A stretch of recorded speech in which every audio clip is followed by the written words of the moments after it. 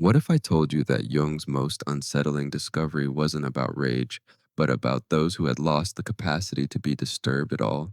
Imagine a human being who walks through the world like a flame that cannot be blown out, no matter how strong the winds of insult or betrayal. Jung called this emotional impermeability, a strange condition where words, judgments, and provocations slid off the psyche like rain on polished stone. It wasn't denial. It wasn't repression, it was transformation, an inner alchemy that rendered the soul untouchable. In his clinical practice, Jung observed a handful of individuals who seemed immune to emotional contagion. They didn't suppress their anger, they transcended it. They weren't icy or robotic. They radiated calmness that unsettled those around them. Their lack of reactivity revealed a truth Jung found both liberating and disturbing. Human beings are not condemned to be ruled by every trigger. The case that illuminated this phenomenon most clearly was a man Jung described in private notes, a successful German industrialist in the years after the First World War. Let us call him Heinrich. Outwardly, he looked like any man of power, commanding, decisive, respected. But those closest to him felt unnerved, not by temper, but by the absence of it. His workers confessed they feared him not because he punished, but because nothing rattled him. He met betrayal with curiosity. He received insults as if they were compliments offered in another tongue. Even his wife found it unbearable. After confessing an affair, she said, "He asked if I was happy, if I needed anything, and whether I wished to remain married. But he did not get angry. Doctor, how can a man not be upset by this?" To Jung's astonishment, Heinrich was not detached from life, nor numb to feeling. His heart was tender but unpierced by others' arrows. He had learned to meet human cruelty, selfishness, and carelessness as mirrors, not assaults. Each trigger became a revelation of his own unconscious. What he once would have called an enemy, he now recognized as a teacher. This was the beginning of what Jung named the shadow mirror effect, the infuriating colleague, the belittling friend, the faithless partner. All of them were fragments of the rejected self, pieces of shadow we projected outward. Heinrich had discovered that those who most disturb us are often carrying the faces of the inner figures we least wish to meet. When his business partner betrayed him years earlier, Heinrich did not seek revenge. Instead, he asked, "What does this treachery show me about myself?" In the mirror of that betrayal, he saw his own fear of scarcity, his own tendency to mask feelings, his own capacity for selfishness. The recognition did not crush him, it freed him. For when you integrate what once lived in shadow, no one can wound you by pointing to it. To Jung, this was immunity of the most radical kind, not the armor of suppression, but the transparency of integration. Such people became difficult, even impossible to manipulate. They no longer fought the ghosts of themselves in others. They lived from an inner citadel where no insult could find purchase. But Jung also noted something disquieting. Those who mastered this art seemed to step outside of the ordinary human game. They lost interest in petty quarrels and validation-seeking dramas. They carried a calm that unsettled others because it revealed how much of human interaction is built upon unconscious reactivity. This was the seed of Jung's disturbing revelation. Anger is not inevitable. It is a choice disguised as instinct. And if a person can endure the encounter with their shadow, they can step into a space where no insult, no disrespect, no rejection can disturb the core of their being. There is a secret chamber in the human psyche, a pause so small it almost escapes awareness, and yet within it lies the difference between enslavement and freedom. Jung discovered it in patients like Heinrich, and he called it the reaction gap. For most people, anger feels instantaneous. The insult strikes, and before we even know what happened, words pour out, defenses rise, faces flush. The stimulus and the response appear fused, like two sides of the same coin. But in truth, they are not one. There is a sliver of space between them, a sacred interval where the soul can choose. Heinrich described it this way: when someone insults me, doctor, it feels as though their words slow down in the air. I see them hovering, waiting to be caught, but I ask myself, do I wish to catch them, to make them mine, or do I let them pass through me, leaving me untouched?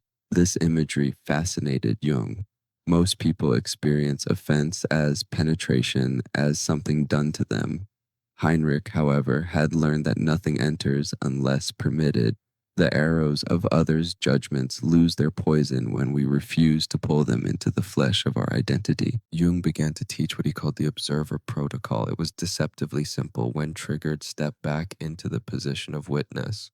Watch the insult, the gesture, the tone of voice, as though it were part of a scene in a film. Watch your own body's reaction, the tightening chest, the heat in the jaw, the surge of adrenaline, but do not merge with it. Do not become it. This, Jung said, is the greatest psychological truth. You are not your emotions. You are the awareness that perceives them. The teacher Maria became a striking example. Her school principal, under pressure from the board, criticized her harshly and often unfairly. Before, Maria would crumble, then seethe in silence for days. But when she practiced the observer protocol, everything shifted. She began to see not an enemy, but a man consumed by his own fear of failure. His sharp words revealed more about his inner storms than about her competence. And so, instead of reacting with anger or retreat, she responded with calm clarity. To the astonishment of both, his hostility diminished. Jung wrote, "The reaction gap is the place where instinct yields to consciousness. Most humans never dwell there, rushing instead into reaction. But those who learn to inhabit this space acquire what seems almost superhuman, the power to decide whether to be offended or to remain undisturbed." The implications disturbed Jung deeply. If anger is not compulsory, then much of human conflict is built upon illusion, upon choices disguised as inevitabilities. Wars, feuds, family estrangements, how much of it was simply the failure to pause in that sacred gap? But the lesson did not stop with neutrality. Jung realized that in this space, something more than resistance was possible. You could transform the energy itself. The trigger need not be a weapon, it could become a teacher. The insult could be studied for what it revealed about the other person's wounds or about your own hidden vulnerabilities. Heinrich exemplified this mastery. He described feeling transparent like clear glass. Words and projections passed through him without leaving residue. He was not cold, he was not numb, he was simply unwilling to identify with every passing storm of emotion. Yet Jung warned, once a person discovers this freedom, they often find themselves isolated. Others, still addicted to reactivity, perceive calmness as arrogance or detachment. They crave drama, and when it does not arrive, they intensify their provocations. Heinrich himself confessed, "Doctor, ever since I stopped reacting, people work harder to provoke me. My calm unsettles them more than my anger ever did." This paradox fascinated Jung. Immunity does not always bring peace with others. It sometimes brings greater tension, for it reveals their dependence on reaction to stabilize their own fragile identities. Still, Jung insisted, the path forward requires learning to live in that gap, to replace the automatic with the conscious, to reclaim the freedom hidden in silence. Most people live with psyches like open doors. Every emotion, every judgment, every stray projection from others wanders in and makes itself at home. Someone else's anger becomes your burden. Their insecurity becomes your doubt. Their stress becomes your sleepless night. Jung realized that emotional suffering often has less to do with what happens to us than with what we unconsciously allow inside. But those rare souls who achieve psychological immunity have something different. They have built what Jung called boundary fortresses, not rigid walls of stone, but living architectures of discernment. These fortresses determine what enters the inner world and what is left outside. Heinrich explained his version of this to Jung. Doctor, I realize people can only disturb my peace if I grant them entry. Their insults, their moods, their chaos, they are external events. They only become my suffering if I invite them into my house of mind. From his observations, Jung identified three layers of this invisible fortress: the relevance filter, immune. Individuals had trained themselves to absorb only what was meaningful for growth. Everything else, gossip, idle criticism, petty comparisons, was acknowledged and then dismissed. They listened without swallowing. The ownership boundary. They could clearly separate mine from theirs. When someone was angry, they did not absorb the anger as self-blame. They saw it for what it was, the other person's storm, not theirs to carry. The identity anchor. At the core of the fortress stood an unshakable sense of self. Praise did not inflate it, criticism did not deflate it. The opinions of others became data points, not verdicts on worth. This fortress was not about indifference, but about sovereignty. It allowed a person to care without being consumed, to listen without being dominated, to love without losing themselves. Yet Jung noted something unsettling. Those who had built strong boundaries often attracted the very people who lacked them: the emotionally unstable, the manipulators, the energy hungry were magnetized to those who would not play their games.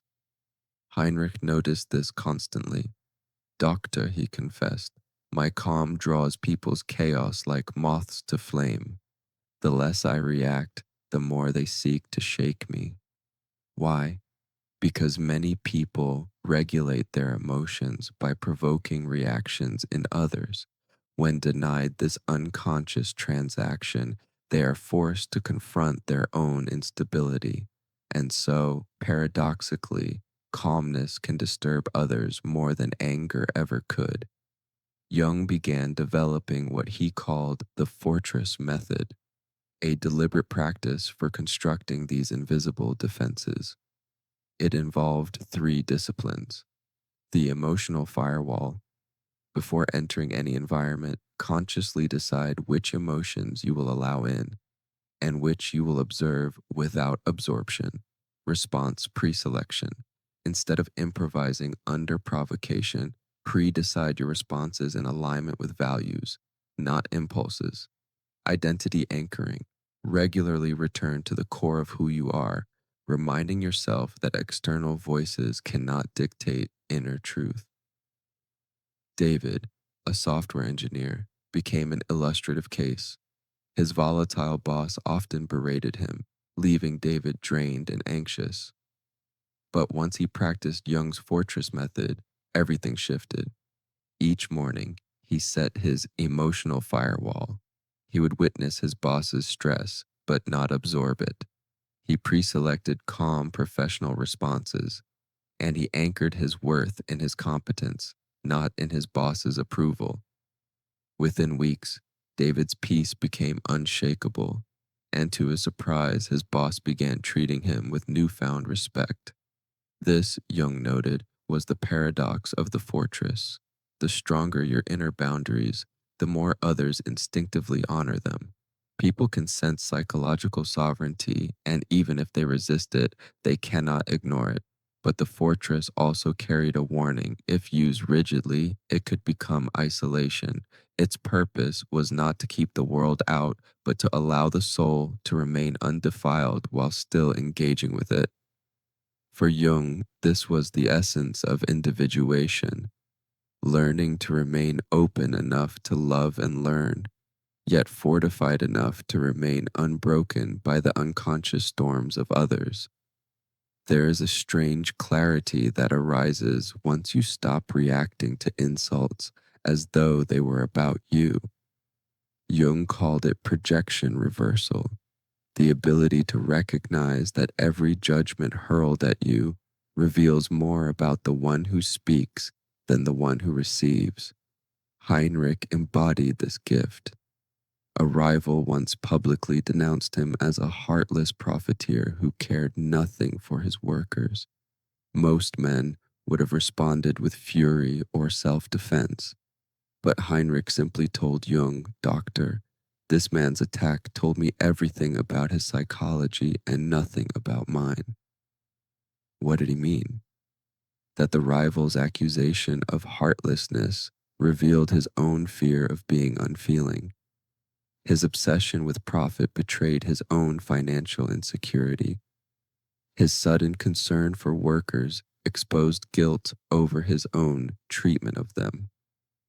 In this way, Heinrich read the insult not as a wound, but as an X-ray of the attacker's soul. Jung found this deeply unsettling, for it suggested that most human conflicts are not truly between people, but between projections of unacknowledged wounds. What we despise in others is often a reflection of what we cannot face in ourselves. Consider the colleague who mocks your ambition. Behind their laughter may live a bitterness about their own unrealized dreams. Consider the friend who criticizes your choices. Beneath their words may lurk regret for the risks they never took. Consider the stranger who sneers at your appearance. Behind their cruelty may hide their own fragile body image. Once you see these patterns, something remarkable happens. It becomes nearly impossible to take attacks personally. Insults lose their sting because they are no longer about you. They are confessions in disguise. Lisa, a young designer, demonstrated this shift. A client once called her work unprofessional and amateur. At first, she collapsed under shame, but using Jung's lens, she asked, "What is being attacked? My professionalism. Where might this client feel unprofessional?" She remembered how insecure he had sounded about his own career. His criticism, she realized, was nothing but his shadow projected onto her.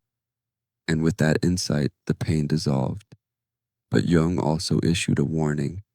Once you can see projections clearly, relationships may begin to feel childlike, even surreal. Heinrich confessed, "Doctor, sometimes I feel as though I live among children. Their insults reveal their wounds so clearly that I cannot take them seriously." This is the lonely price of psychological vision, to see others' unconscious patterns with such clarity that their attempts at harm evoke compassion rather than rage. Heinrich said, "When someone attacks me, I see a wounded child crying out. How could I be angry at a child? This is the threshold of psychological immunity, the shift from defending yourself to seeing through others.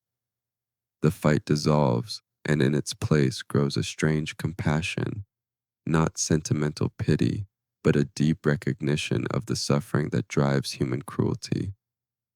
To help his patients embody this, Jung offered a simple diagnostic practice. Ask, "What quality in me is being attacked?" Ask, "Where might this person secretly struggle with that very quality?" Ask, "What wound or fear could be fueling their attack?" The answers turn anger into insight, offense into understanding. And yet, Jung acknowledged the danger of superiority. Those who mastered projection reversal sometimes grew detached, unable to see others as equals. The challenge, he said, is to keep compassion alive even when the veil of illusion has been torn away. For when every insult becomes transparent, the temptation is to dismiss others entirely. But the higher path, the archetype Jung called the wounded healer, is to use this clarity not to withdraw, but to guide others gently toward their own unconscious truths. What if every insult, every frustration, every betrayal wasn't an obstacle but an ingredient? What if the very people who disturb you the most are carrying the raw material of your transformation? Jung came to believe this was not only possible, but inevitable for those who dared to confront themselves. He called it the highest stage of psychological immunity, emotional alchemy. Heinrich explained it to Jung in language both simple and startling. Doctor, I no longer see difficult people as enemies. I see them as teachers. The more someone can disturb me, the more valuable they are to my growth. They reveal the parts of myself I have not yet mastered. This was not a metaphor, it was a practice. Instead of avoiding triggers, Heinrich leaned into them. Each time irritation arose, he asked, "What lesson is hidden here? What weakness is being exposed? What shadow have I not yet integrated?" For example, when betrayed by a trusted partner, he did not dwell on revenge. Instead, he discovered that his outrage revealed his own hidden fear of scarcity. When dismissed in public, he recognized that the humiliation touched an unhealed wound of inadequacy. Each enemy became a mirror, forcing him to face a truth he might otherwise avoid. This approach radically inverted the normal psychology of life, where most seek comfort and validation. Heinrich sought disturbance, not masochistically, but as raw material for evolution. In his words, each trigger is gold ore, painful, heavy, covered in dirt, but within it is the precious metal of self-knowledge. If I refuse the ore, I refuse the gold. Jung formalized this as a three-step process of emotional alchemy. Trigger mining. Instead of dismissing irritation, you investigate it. Every discomfort is mined for insight. Shadow integration. You ask, what part of me is this revealing? Then you face it, claim it, and bring it into consciousness. Strength, synthesis. You deliberately turn the weakness revealed into a skill, a capacity, a source of resilience. Consider Marcus, a sales manager. He was constantly frustrated by his team's excuses and laziness. Instead of reacting with anger, he practiced Jung's alchemy. He asked, "What is this laziness teaching me?" He realized it revealed his own inability to inspire rather than demand. Instead of fuming, he studied motivation psychology, learned how to connect with his team's deeper goals, and became one of the most respected leaders in his company. What once triggered him became the very soil of his transformation. But Jung also noted the dangers. Those who master emotional alchemy sometimes grow distant, treating every relationship as a laboratory, every person as a case study. Heinrich admitted, "Doctor, sometimes I feel as though I am studying life more than living it." Each conflict becomes an experiment. Here lay the paradox: to turn pain into growth without losing tenderness, to harvest wisdom from every trigger without reducing people to objects of study. Jung warned that true mastery required not only alchemy but compassion, for without it, the immune soul risks becoming untouchable but also unreachable. The goal, Jung insisted, was not invulnerability in the cold sense, but anti-fragility, becoming stronger and wiser through every wound, yet remaining human, capable of love. To become untouchable is one thing. To remain human while untouchable, that is something far rarer. Jung observed that many who mastered emotional immunity risked sliding into detachment. Their calmness became distance, their vision became superiority. But the highest form of mastery, he insisted, was not withdrawal. It was the ability to stand unshaken and still extend warmth. He called this archetype the compassionate warrior. Such a person does not retreat from other storms, nor do they absorb them. Instead, they create space, an energetic field where others may feel their own chaos without being judged or abandoned. Heinrich's evolution illustrates this beautifully. At first, his calm unnerved those around him, including his wife. His lack of reactivity felt like indifference. But through Jung's guidance, he began to see that immunity was incomplete if it served only self-protection. True strength, Jung taught, was to remain centered while helping others to find their own. Heinrich began to practice what Jung called emotional aikido, the art of redirecting energy without resisting or absorbing it. When his wife raged, he no longer stood as a cold mirror. Instead, he held her feelings gently, neither defending nor retreating. I let her storm pass through me, he told Jung, but I do not let it vanish into emptiness. I reflect it back as safety, so she knows she is heard without me being consumed. With his employees, he did the same. When they brought fear, he listened without absorbing it, yet offered solutions grounded in clarity. When they brought anger, he remained unmoved, yet gave them a sense of dignity and expression. Gradually, his fortress ceased being a wall and became a sanctuary. This, Jung realized, was the paradox. Ultimate immunity is not cold detachment, but compassionate presence. To feel others' pain without suffering, to witness their chaos without drowning, to offer stability without superiority, that is true mastery. Jung began teaching this as a practice, compassionate witnessing, hear another's storm fully while silently affirming, this is theirs, not mine. Energy redirection.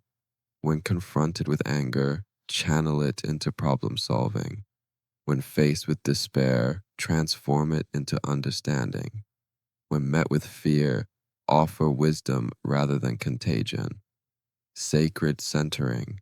Return always to the self, not as fortress, but as hearth, a place where warmth radiates without depletion.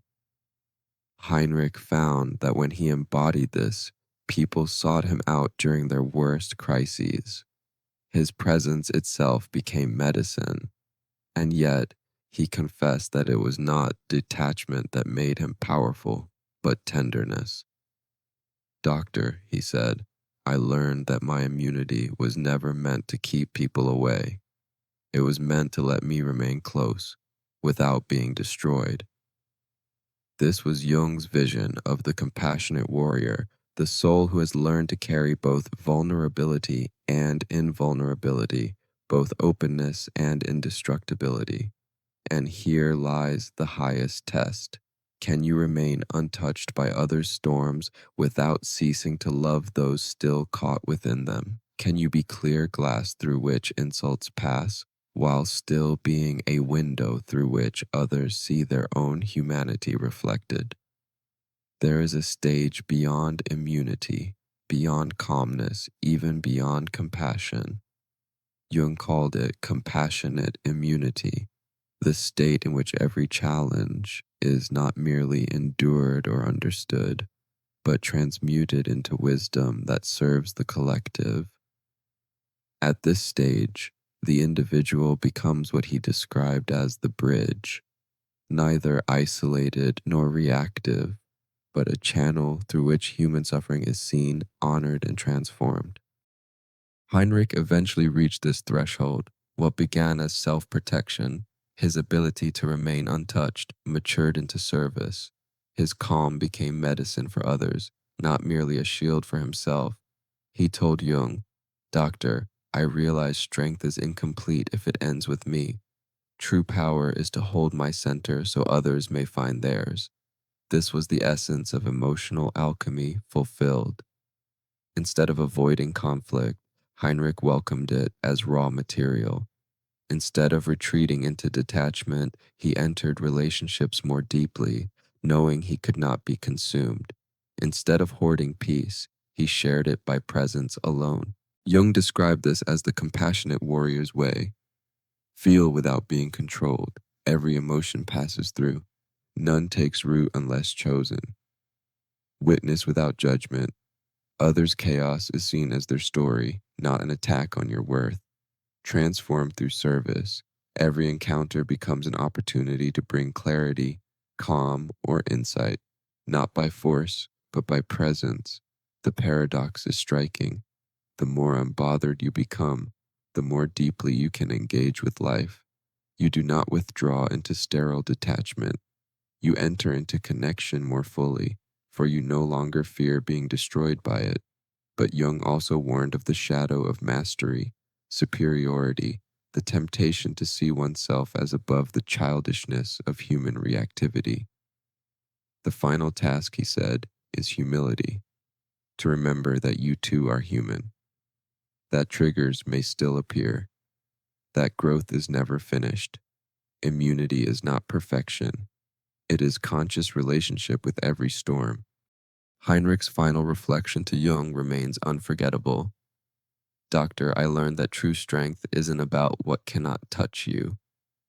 It's about what you can touch without being changed by it. I can walk into storms and still carry calm. I can face betrayal and still carry love. I can see the wounds in others and not let them reopen my own. That, I believe, is freedom. And perhaps that is Jung's most disturbing and liberating discovery. That anger is never inevitable. That offense is never compulsory.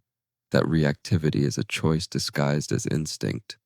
The human soul has the capacity to stand unshaken, not by suppressing life, but by transforming it.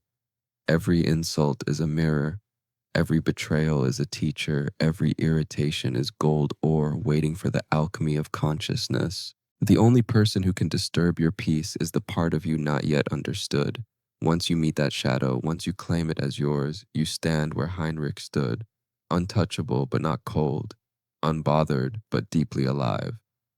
So the question is no longer, can you be free from anger? Jung has shown that you can. The real question is, are you willing to claim this power and step into the rare destiny of the compassionate warrior?